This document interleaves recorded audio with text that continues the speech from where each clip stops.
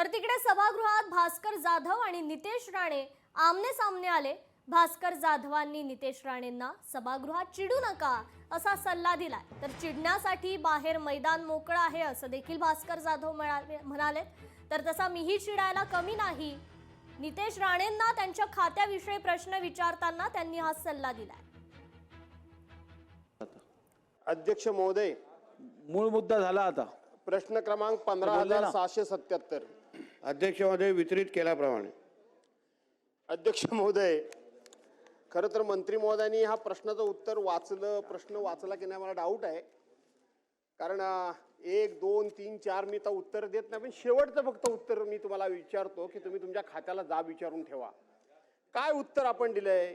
महाराष्ट्र सागरी मासेमारी अधिनियमन 1981 सुधारित 2021 अंतर्गत रत्नागिरी जिल्ह्यातील 9, सिंधुदुर्ग जिल्ह्यातील 19 अशा एकूण 28 परराज्यातील नौकांवर, म्हणजे रत्नागिरी आणि सिंधुदुर्ग हे परराज्य होतंय असं ते उद्बोधित होतंय। अध्यक्ष महोदय, सन्मान्य भास्कर जाधव साहेबांनी महत्त्वाचे प्रश्न विचारलेले आहेत। आता चिडणं आणि या प्रश्नाचा काय संबंध आहे हे आता पहिलं तर मला माहितच नाही अध्यक्ष महोदय।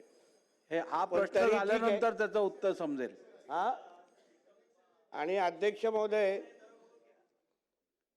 हे खातं वर्षानुवर्ष आपल्या महाराष्ट्राच्या विकासाच्या दृष्टिकोनातून चालू आहे। 2014लाच हे खातं जन्माला आलं असं नाही।